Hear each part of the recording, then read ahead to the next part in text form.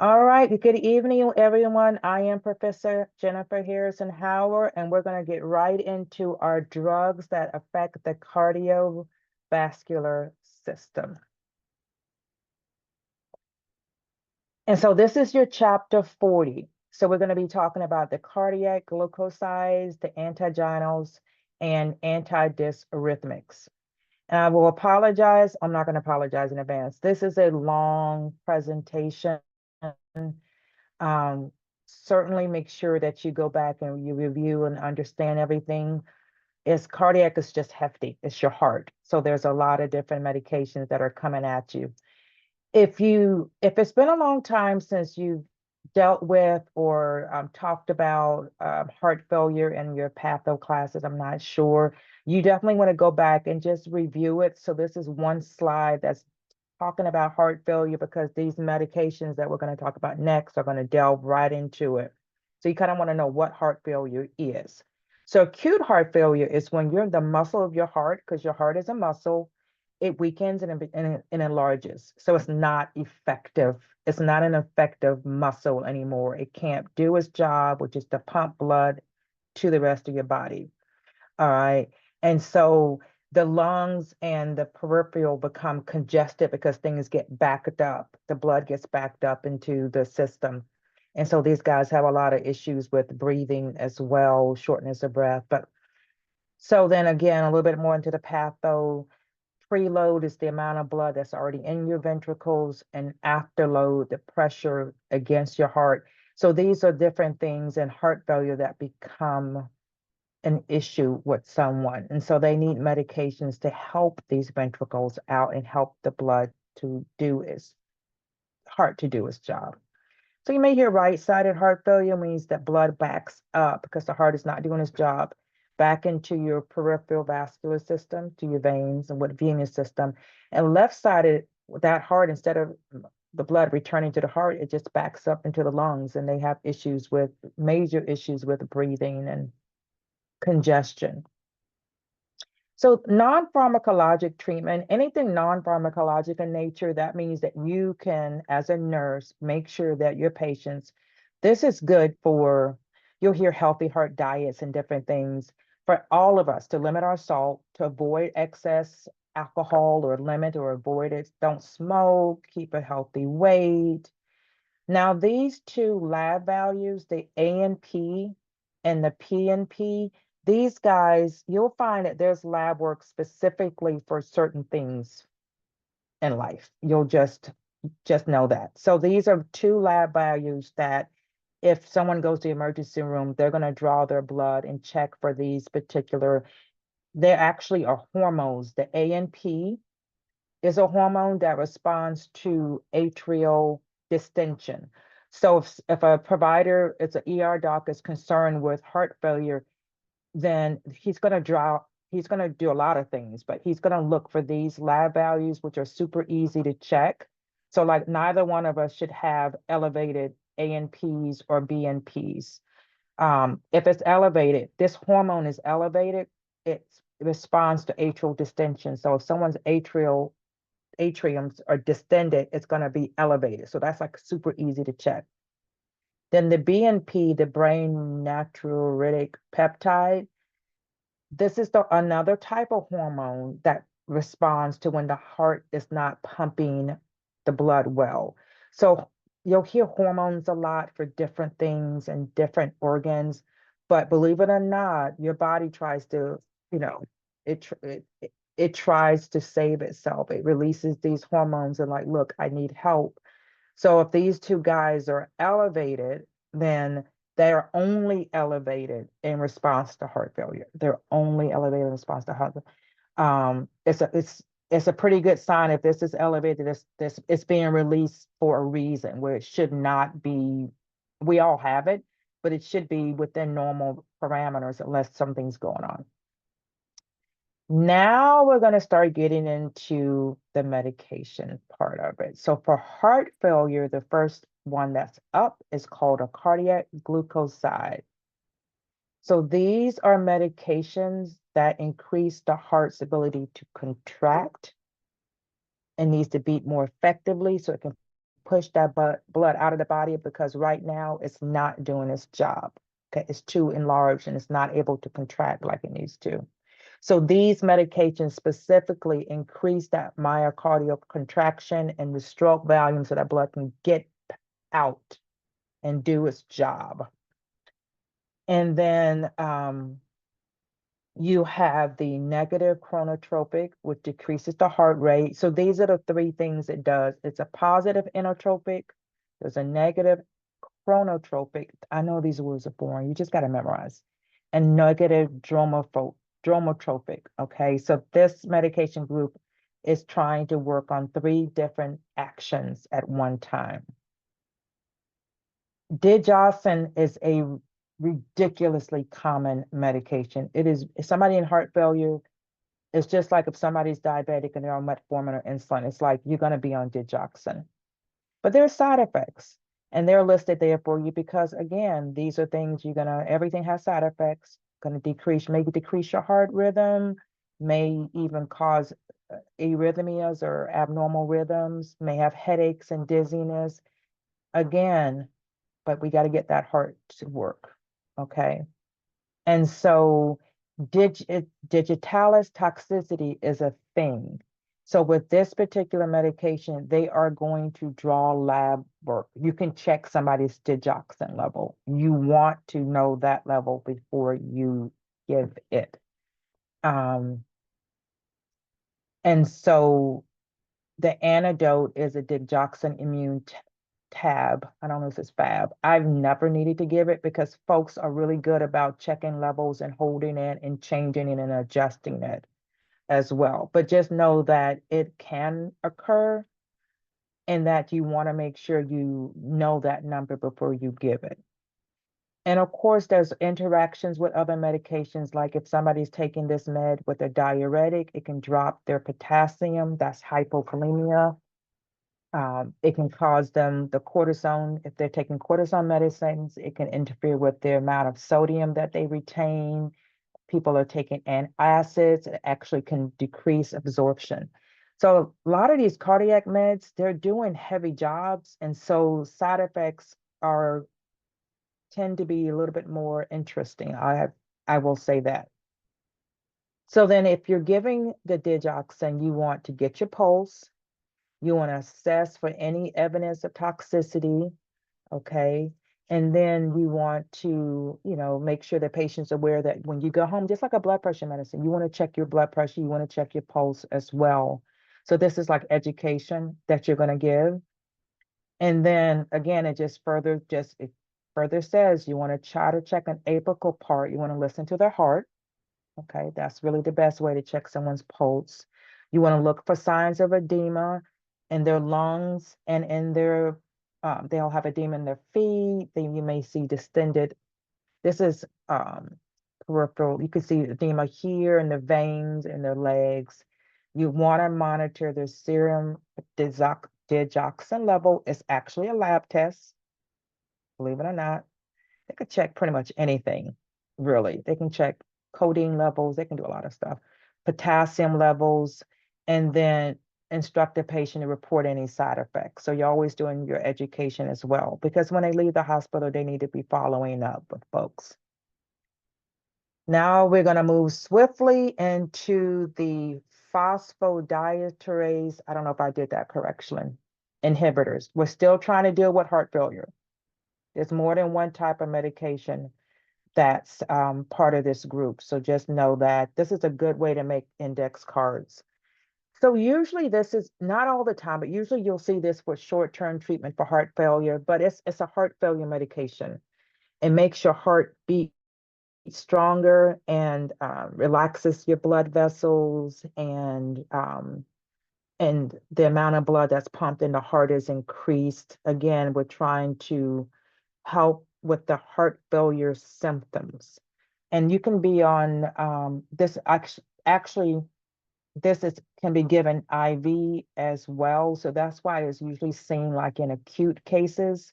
You're not going to go home with IV milrinone lactate. I have never personally given it or monitored it. It's probably like an ICU medication, but it's on the slide, so they want you to know it.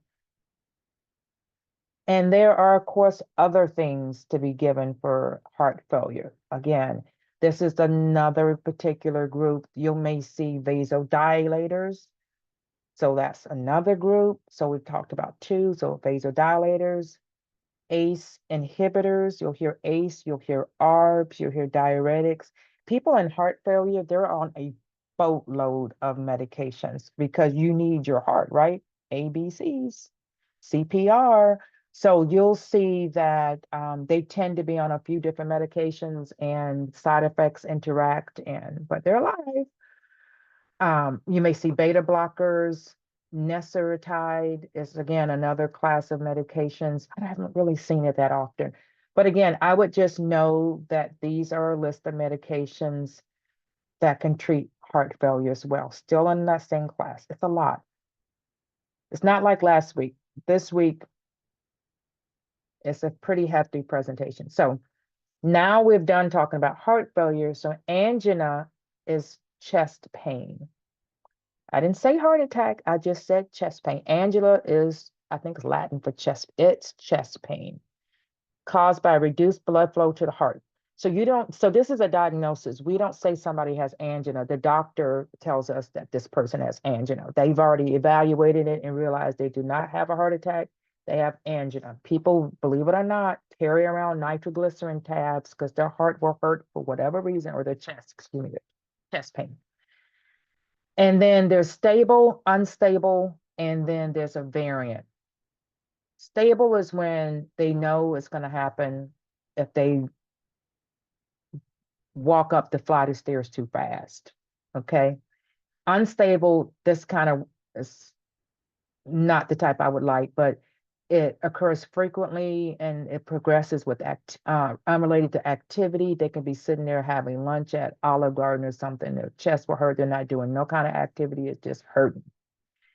And then again, the variant again is more of like they're asleep and they wake up and their chest is hurting. So just know, I don't know if you need, I don't know if you need to know, you just need to know angina, I would think. And there's different types, but the medications you definitely want to know because this is a pharmacy class.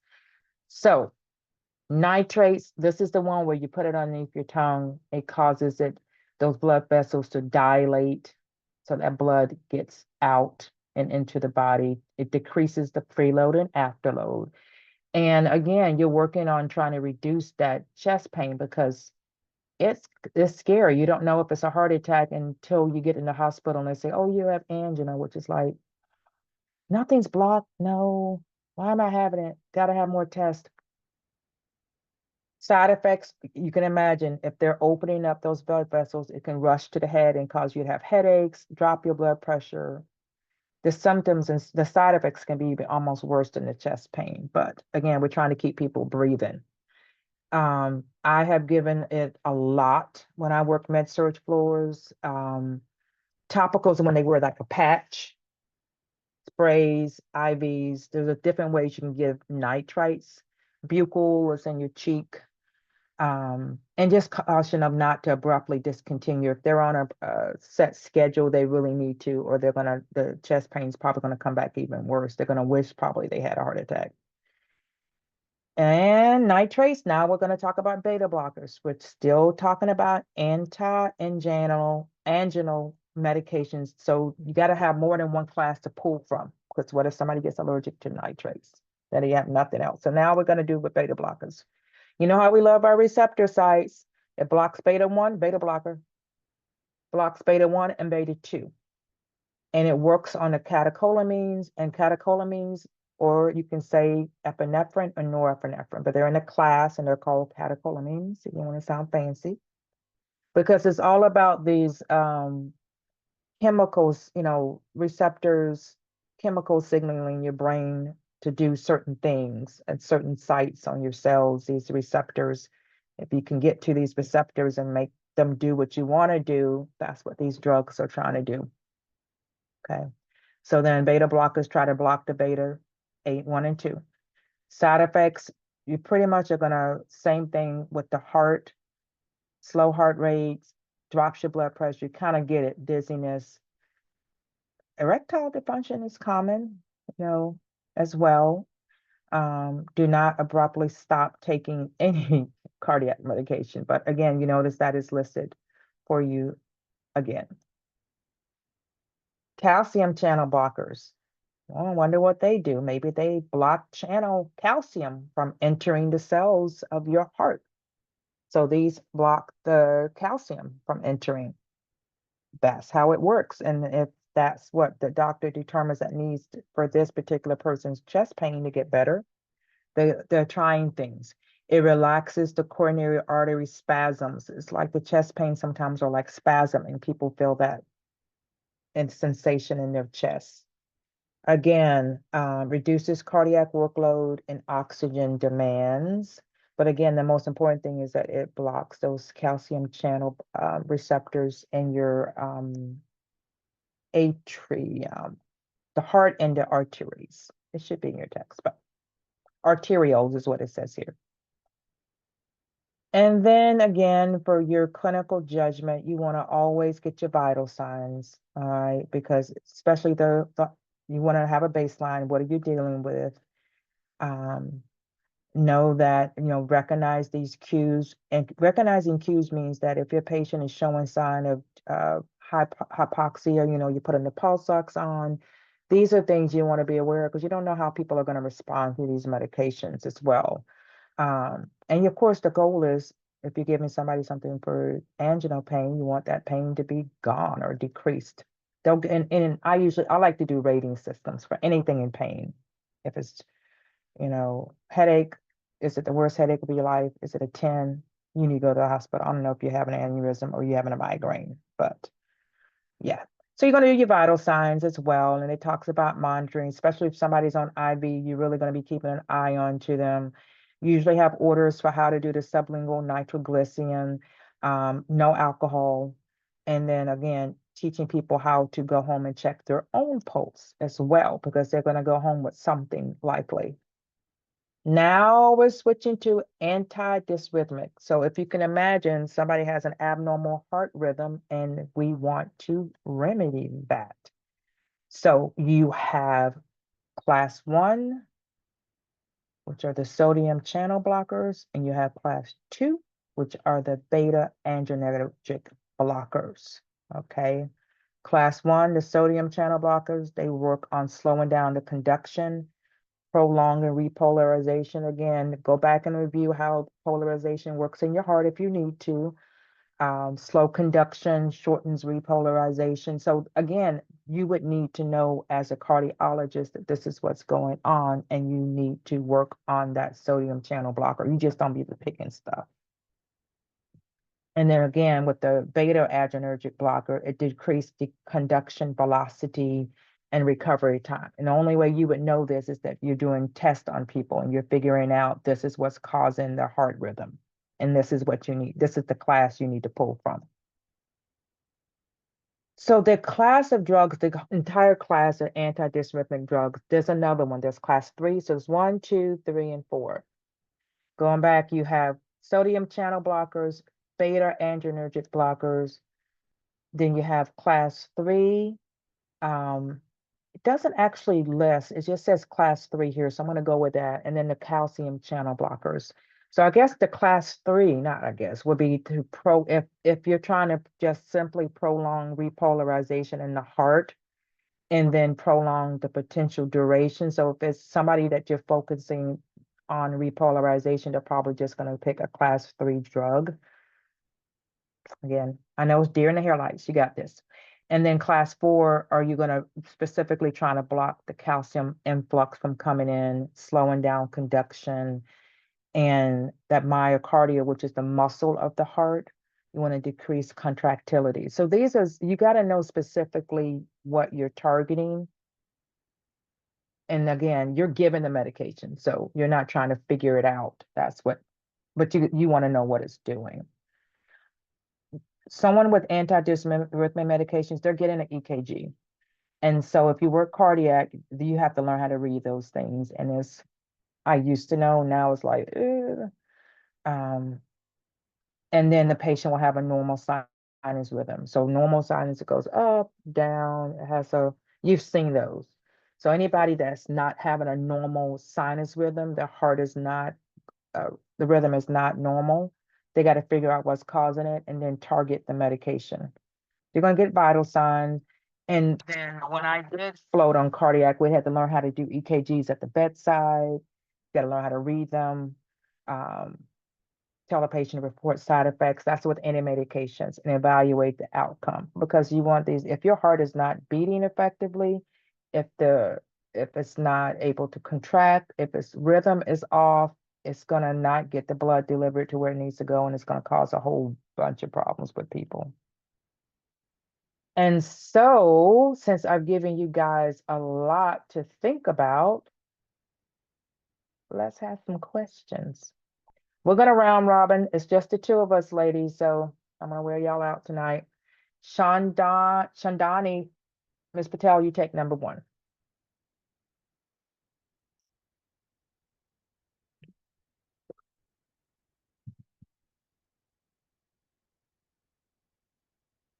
Just holler out when you're ready.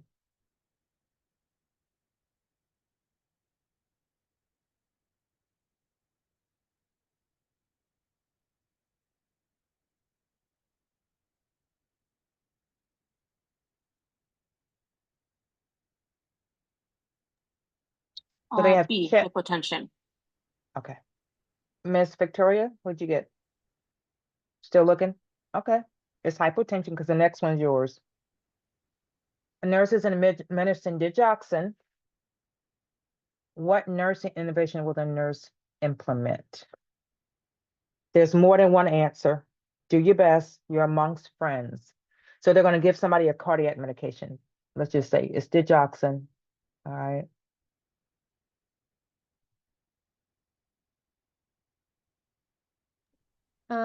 I feel like A, Mm-hmm. B, and C. See that? You got this. You got this. Excellent. Miss Patel, a patient is ordered to receive digoxin. See, they like digoxin. I would know that. I would know all of them, but they just keep talking about digoxin on these questions to treat congestive heart failure. The nurse is most concerned. I love this most concerned.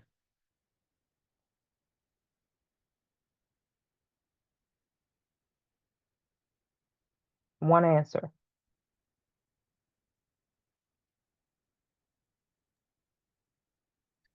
Is it D, pitting edema? No, No. Okay, I was not. Okay, that's give okay. It's me okay. No, just. no, no, no. Victoria, I was gonna say A. A is correct. Now let me tell you why, okay?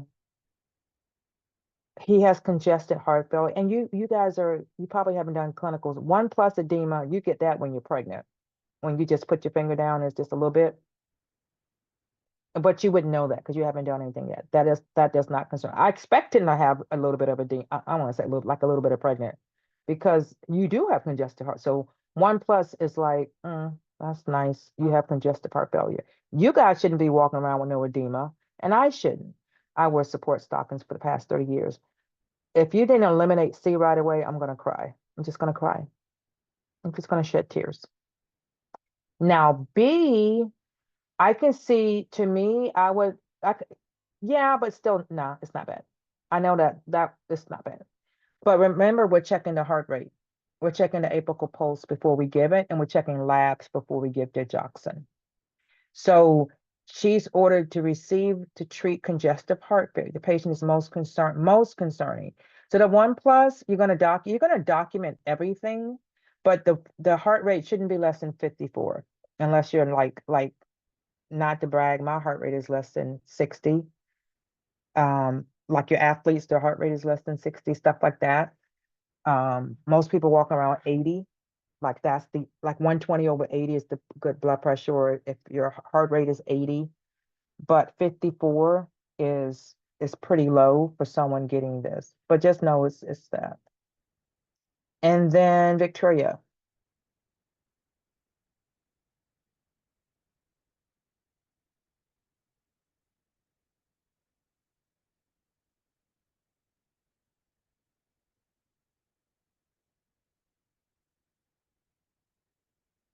I honestly have no idea. And I and remember I'm we okay just with that. I'm we just okay with talked a that. lot about sodium and potassium.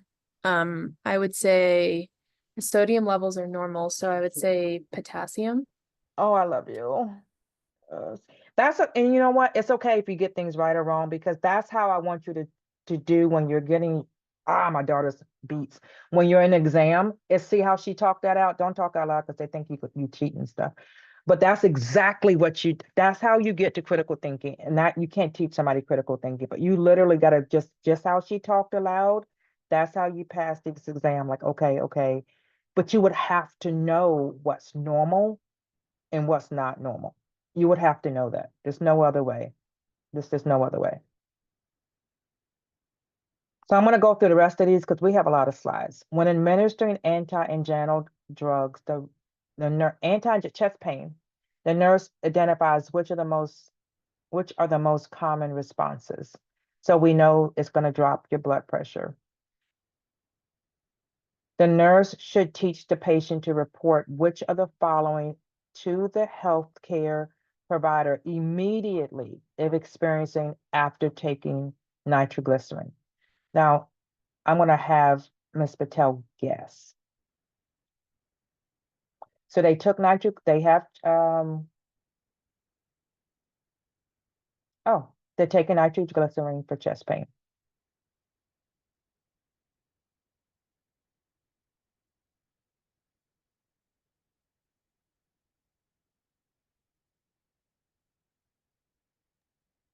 Headache, C. It's persistent pain, and that's okay. Because, and let me tell you why. If someone is taking something for pain, let's just say they have a headache, and that pain is not any better. So dizziness, you're going to have. Faintness, you're going to have. Headache, these are all. So if you know what the side effects are, and then you tell people, so they won't be calling you all the time. But you should not be taking something for chest pain and you still have pain. That means something else is going on with you. God forbid, maybe it's turned into something else. And I know that's a lot. But all these other, the A, B, and C are, you should be feeling that way. That's why people feel lousy sometimes taking medications. Now we're going into high blood pressure. So chapter 40 is done. 42 is hypertension. Go back and review how hypertension is regulated in the body. It's regulated by your kidneys. So if you have somebody in kidney failure, they're going to be on blood pressure medicine. Catecholamines, which are the neurotransmitters we talked about, they actually help. That's why when you're stressed, fight or flight, your blood pressure goes up. So your kidneys, catecholamines, there's baroreceptors in your artery and your carotid sinuses, which you would just need to know that. There's a vasomotor center in your brain, and those three hormones are all responsible for your blood pressure, not just your kidneys, not just your, so these hormones deal with blood pressure and those items above. All of those have to do with your blood pressure. So somebody can have more than one thing going on with them at the same time. So there's risk factors. I'm just going to glean over them. There's risk factors like drinking too much alcohol, being overweight, this, that, and the other. So these are things you can teach people to. I do a lot of education and teaching, just even if they're coming in for an earache. I'm like, because I want people to live longer. Certain folks are prone to certain things. African Americans and Asians, high blood pressure. I'm not going to get into that. Older adults. So if you got an older African American, they probably on blood pressure medicines. Non-pharmacological, which means you don't need a doctor's order to tell somebody to not tell them, to encourage them to stop smoking and doing these things and exercise. Walk the dog. Somebody's got to walk the dog. Diuretics. These are the classes: thiazides, loop diuretics. There's also a combination of potassium sparing diuretics and potassium wasting diuretics. There are medications that if you're trying to get somebody to really to get rid of excess fluid, that's what a diuretic does. They're going to pee a lot. You can also get rid of potassium, or you can take a medication that will save potassium sparing diuretics and potassium wasting. Wasting means you want to get rid of if the potassium's too high. or you're trying to save it. And that's all for the doctor to figure out. And then there's also combinations of the above. That's what that last one is. This combination of a thiazide and other things. So there's so many fancy things, blood pressure medicines out there. It's, again, cardiac is its own beast. So a sympatholytic, these are guys that work on the sympathetic nervous system, which is controlled by, well, mediated by like epinephrine and norepinephrine. Okay, so sympatholytics, think sympathetic nervous system, fight or flight. So these medications are beta adrenergic, central, there's different classes. All right, 1, 2, 3, 4, 5. The betas, I went ahead and I highlighted the medications that they listed here. I personally, which I've not done before, I'm like, oh, they're mentioning these. It's a lot of high blood pressure medicines, a lot. This is index card time. Because if you're a beta adrenergic blocker, okay, you're trying to block the beta receptors. These are the two medications. I've given these before. Just memorize it. Then you got cardioselective beta blockers, which is even more fancier. They mainly block the beta 1. That's why they're selective. They're like, I don't want to mess with beta 2. I just want beta 1. Just fancy like that. And you notice there's a whole bunch of them. And I've seen atenolol. I've given metoprolol before. Side effects are listed there for you as well. Erectile dysfunction, insomnia, hypertension. You probably can't go wrong with saying hypertension or bradycardia or dizziness. Then we're still going into the centrally acting alpha 2 agonists.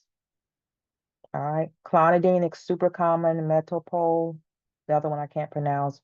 It stimulates the alpha 2 receptors. So sometimes you want to block them, sometimes you don't want to block them. You want to stimulate them. So that is such a thing. You're not trying to block everything all the time. So decreases cardiac output, maybe you're trying to decrease epinephrine and norepinephrine. Maybe you're trying to, and that's fine too. Central acting alpha 2 agonist is talking specifically about, so now it's really focusing on methodopa. So that means it wants you to know methodopa.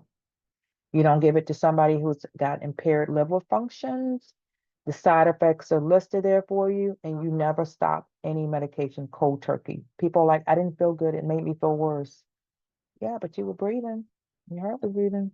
And they probably, the side effects are, I can imagine, they want to just stop the medicine so these side effects can go away. But please tell them not to. Then you have alpha adrenergic blockers. And these are the 3 that they list here for you. They block the alpha adrenergic receptor. And when they do that, it causes the blood vessels to dilate and it decreases the blood pressure. That's how it works. Side effects are listed again for you. Edema, weight gain, all of these things are as well. So list all of these side effects. You can imagine why. In nasal congestion, I was surprised when I was reviewing this. I'm like, nasal congestion, that would be a good trick question. I don't know if it's on there, but I'm like, nasal congestion would throw some people off, if you can imagine. Adrenergic neuron blockers. This one medication, just one listed here, Reserpin. I've never given it.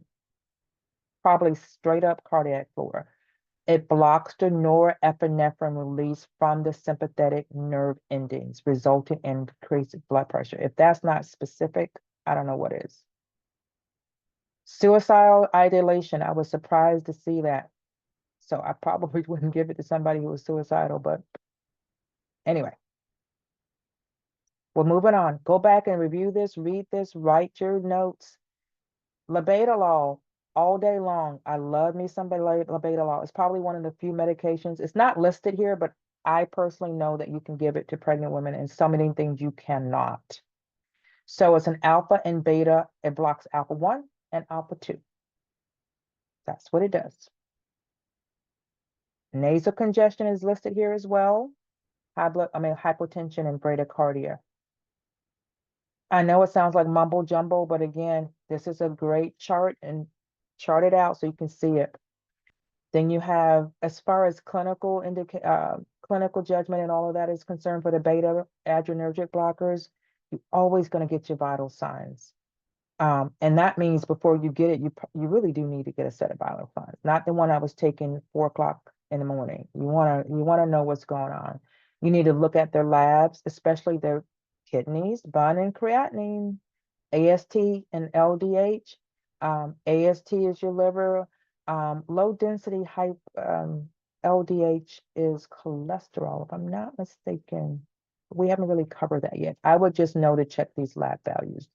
Don't stop. Do not abruptly stop. They keep mentioning that. Do not, do not, do not. Always monitor the vital signs. Fluid retention, especially in the extremities. You're going to be checking extremities a lot. You weigh. Sometimes we used to weigh patients in the morning when they were on certain medications. You get them up at 6 and weigh them before the cardiologist or the provider comes in. Direct acting vasodilators, okay? And then these are 2 medications. I've given them both before. Hydralazine is super common. Minoxidil, I haven't given that in a long time, but I have. Relaxes the smooth muscles in the blood vessels. So this is the only one I see so far that talks about relaxing smooth muscles. It's not trying to work on a receptor. All of these medications are under ACE. Angiotensin, I can't see it, my note is covering. You guys can see it. Enzymes. Converting. My little tab is over it. I know you can see it, but I couldn't see what I was reading. There's a bunch of them. Just be honest with you. Inhibits the formation of angiotensin 2 and blocks the release of aldosterone. And one of the things that it does, and one of the main reasons why people stop it, is that cough. And it's a non-productive cough that you can take whatever you want. The Robitussin is not going to work. And you just have this nagging cough. It won't be forever. It'll stop. And then a few days later, it'll start again. And it's just so annoying. And people will say, it's just, I'm coughing too much. I'm like, I know, but it'll go away. It usually does go away after a few weeks, but it's just annoying. When you're around people and you're coughing, especially during COVID, people think something wrong with you. And you're trying to explain it's my blood pressure. Oh no, it's your, they're thinking something's wrong with you, and you tell them blood pressure, they're like, no, something's wrong with you, because they wouldn't know unless they were taking the medicine. We're getting close. Now the ACE again, this is a class of medications that for some reason, and I've heard this before too, and I read it again, I was like, yep, hope they did mention it. So they mention it. We don't respond to, African Americans don't respond to ACE. So they will not be on it. Anybody that knows about blood pressure medicines, they don't give that class to us. It's the thing. That's all I'm going to say. That's why I bolded it. Pregnancy, oh yeah. I tend not to give it to my pregnant women. So, and then you have it contraindicating your potassium sparing and your other salt substitutes that contain potassium. You just got to be really careful when you do any of this. A lot of ARBs. Well, you'll hear ARBs and ACEs because folks are tired of saying angiotensin 2 receptor blockers, but that's what you need to learn. Prevents the release of aldosterone. It acts on, there's literally a renin angiotensin aldosterone system. Now you know. It blocks angiotensin 2 from angiotensin 1 receptors. It's that fancy. Side effects are listed for you. I have never given this before. Direct renin inhibitor. There is such a thing, and it's called aliskiren. And it binds with renin, causing a reduction of angiotensin 1 and angiotensin 2 and aldosterone levels. You really need more than one thing to pull from if somebody's allergic to another type of renin inhibitor. You need other things to pull from. We talked about calcium channel blockers. I've given all of these before. It blocks calcium channel and smooth muscles. It's really that simple, promoting vasodilation. Side effects are pretty much the same as we've covered before. Erectile dysfunction. Here's another one.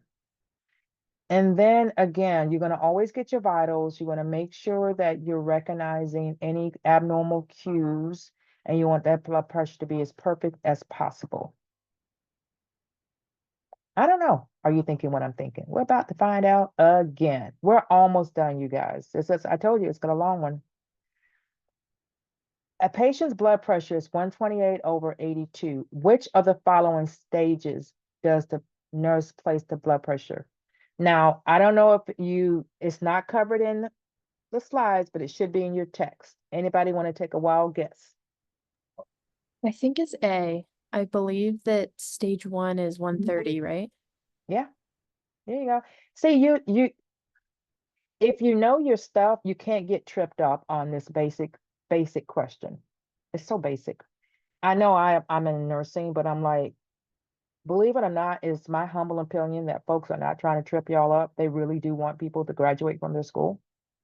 So it's normal. It's within normal range. You know, you don't not gonna, some things are really just that simple. Some things aren't. Some things gotta make you think, but it is what it is. If you do your work, if you do your due diligence, you can't get tripped up. So patients receiving an angiotensin 2 receptor blocker.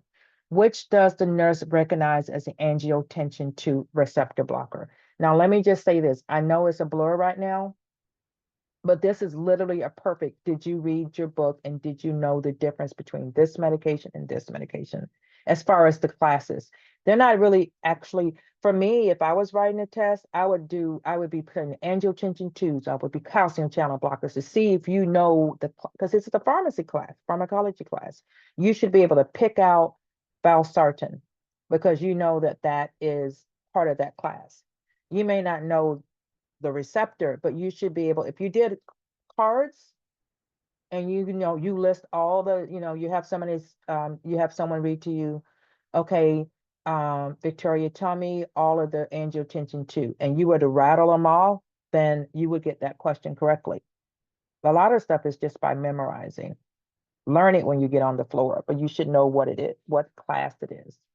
So a patient is receiving an angiotensin 2 receptor blocker. Which of the following is most important for the nurse to assess?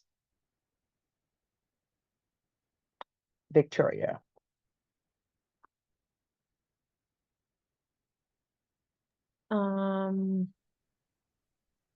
I would guess C. No, it's dizziness, but it's Okay. okay. It's okay. I Why don't think does we that take mentioned, priority? well, that is not first of all, no, that's a good question. That is not actually a symptom or any side effect for any, so I could literally think that's just smoke. I get what you're saying, but it's if they said something about shortness of breath or cough or something that we went over, but asthmatic attack, it's like, first of all, you're saying a diagnosis, and this is just me just running my mouth, which I like to do. First, you're saying asthmatic attack, so like that just doesn't seem right to me. Constipation is a side effect, tremors is a side effect, dizziness is a side effect, headache is a side effect, asthmatic is a diagnosis. I'm just saying. And it wasn't one of those things. It's not a symptom, it's a diagnosis. But if they said like shortness of breath or something with breathing, then but it's not actually one of the things that's listed for angiotensin 2. Anyway, that makes sense. There was a whole bunch. Remember, like these are your side effects listed for you. I don't know if that helps. If somebody had put heart, I don't know. It's dizziness. Dizziness because I want to see how they're going to do at home and if they're going to be dizzy. But it's this constipation should be something you should rule off right away. But yes, it's not one of the. This to me is a question like, do they know the common side effects for angiotensin 2? Just go back and look at your slide. But so this one in African American patients is to be treated with initial monotherapy. Monotherapy, one pill, one type of medication to control high blood pressure. Which of the following does the nurse expect the patient to receive? Now, it did not tell you what we should receive. It just told you what we should not receive, but that's not the question. So I'm going to go ahead and let you know it's not the only type of medication, just not an ACE. I don't like that particular one, but it just said, what should have following does the nurse expect the patient to receive? It may be in your text. When I read it, I don't remember if it says specifically, but I tend to see a lot of my folks on my family, like on calcium channel blockers, but just know this is what they want you to know. Professor, you said Yeah. that the ACE inhibitors were the ones that African Americans cannot take? They prefer not to give that to, we don't respond well. And if I were to Okay. get into it's probably genetic. There's very few medications I can think of where they don't want to give it to an entire race of people. But for some reason, we do not respond to ACE as well. It's not going to kill us, but it's like the blood pressure doesn't get impacted like it should have. It's always, ever since I was in nursing, it's like, it's legit a thing. The text may go into it specifically. I don't remember if it does, but it's like, that is a superb test question. Like, what I would say, what class is not to give, but I didn't write the question. But just know, they said African Americans and Asians. So it's not folklore, it's a thing. A patient with hypertension is ordered to receive an angiotensin converting enzyme inhibitor. I'm telling you guys, these seem like this is how, if you don't study these things and get it straight in your head, I can see how folks can totally like ACE and the ARB and all. Which of the following does a nurse identify as a common benign side effect? We talked about this one. Y'all should be like, anybody want to D. give it to me? D. Flatulence? I was like, D. you could. D. Yes, yeah. D. Try They cough. could. Yeah, definitely so. And you're probably like, it's a cough. It's one of those things to where it's like you can be in a movie theater and you have this cough, you can sip all the water you want. It's going to run its course. You might cough for a good 2 minutes. And it's embarrassing because you can't cough it or take a Robitussin. It's just literally gonna happen. I know it's weird, but it's an excellent drug. It's an excellent drug. And that's how some folks they'll stop it, and the doctor's like, okay, we'll try something else. But your blood pressure is great. I'm like, no, but you understand, I keep coughing all the time. People think I have COVID. And yes, we are. We are. We are so done. You guys hung out with me. I'm gonna end no, I'm not gonna end the meeting. I'm going to